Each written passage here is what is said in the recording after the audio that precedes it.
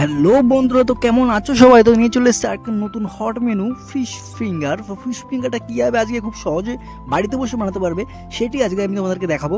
তো চলো আজকে নতুন মেনু, হট মেনু শুরু করা যাক। Let's go.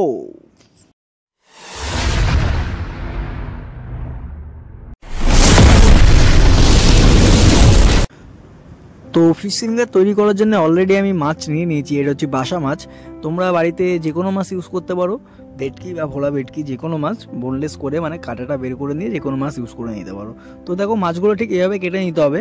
মাছগুলো এভাবে কেটে নেওয়ার পর এখানে আমি নিয়েছি ধনেপাতা, একটু লঙ্কাটা তোমরা যেরকম ইচ্ছে নিতে পারো, যে যেরকম ঝাল খাবে সেই হিসাবে লঙ্কা নেবে। লঙ্কাটা নিয়ে আমি এর মধ্যে দিয়ে দেবো একটুখানি, ওটা আমি দেখাইনি, মাস্টার অয়েল দিয়েছি। দিয়ে এটা পেস্ট করে নিচ্ছি, জল দিইনি কিন্তু মাস্টার অয়েল দিয়ে পেস্ট করে নিচ্ছি। পেস্ট করে নেওয়ার পর এই যে মাছগুলো আমি ছেঁকে তুলে নিচ্ছি, জলে আমি ধুয়ে নিয়েছি ভালো করে, ছেঁকে তুলে নিচ্ছি। মাছগুলো কিন্তু ফ্রেশ আছে, কালারটা দেখতে পাচ্ছ তো কেমন চমকাচ্ছে। যাই হোক, ক্যামেরাতে আমি কতটা নিতে পারছি বুঝতে পারছি না, কিন্তু কালারটা কিন্তু মাছের কালারটা কিন্তু সেই কালার ছিল। যাই হোক, তো আমি আমাদের সল্ট দিয়ে নিচ্ছি, একটু মানে একটু নুন দিয়ে নিচ্ছি, একটু টেস্টিং সল্ট দিয়ে নিচ্ছি, টেস্টিং পাউডার। আর এর মধ্যে একটু আমি হোয়াইট পেপার দিয়ে নেবো। হোয়াইট পেপার দিয়ে নিচ্ছি টেস্ট মতো। আমি যে মশলাগুলো, যেহেতু অনেক পরিমাণ মাছ আছে এখানে, কিন্তু দেখতে এরকম মনে হচ্ছে কিন্তু মাছ প্রায় 10 কিলো আছে, 8-10 কিলো। যাই হোক, তো যে যেরকম মশলা খাবে সেরকম মশলা দিয়ে নেবে। তো এবার আমি ব্ল্যাক পেপার দিয়ে নিচ্ছি আর একটু হোয়াইট পেপারটা আমি আগেই বলেছি। হোয়াইট পেপার ব্ল্যাক পেপার দেখতে একটু অনেক পরিমাণ মনে হলেও মাছটা যেহেতু বেশি আছে এই জন্য মশলাটা কিন্তু সেই পরিমাণ হিসেবেই আমরা দিচ্ছি। যাই হোক, মাছটা এই মশলাপাতি সব দিয়ে দেওয়া হয়ে যাওয়ার পরে যেটা আমি পেস্ট করে রেখেছিলাম ধনেপাতা, লঙ্কা আর মাস্টার অয়েল দিয়ে, মানে সরষের তেল দিয়ে, সেটা আমি এর মধ্যে ঢেলে দেবো।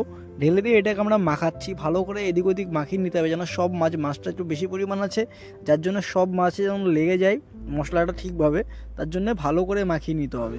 তো ঠিকভাবে দেখুন, এইভাবে দেখুন মাখিয়ে নেওয়ার পর আমরা কিন্তু এর মধ্যে এবার আমাদের যে মেন চিজ মাস্টার সস বা কাসুন্দি, সেটা আমরা অ্যাড করে দেবো।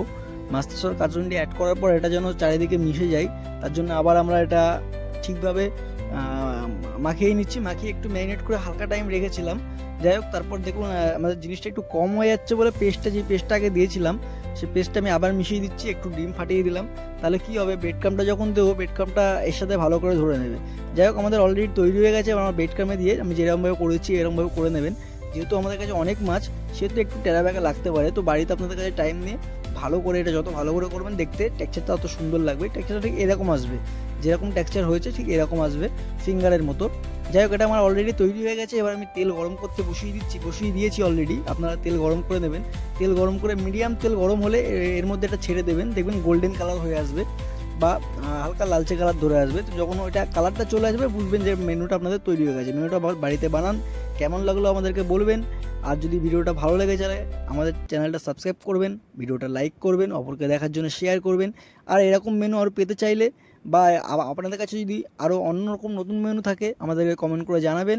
আর আমাদের কাছ থেকে কীরকম ভিডিও আপনারা পেতে চান সেটিও কমেন্ট করে জানাবেন। তাহলে যেহেতু আমাদের চ্যানেলটা নতুন, আমাদের যদি ভিডিওতে কোনো ভুল ত্রুটি হয়ে থাকে বা মেনুটা দেখাচ্ছি এখানে যদি কোনো ভুল ত্রুটি হয়ে থাকে আমাদের কমেন্টে জানাবেন যে কী ভুল হয়েছে।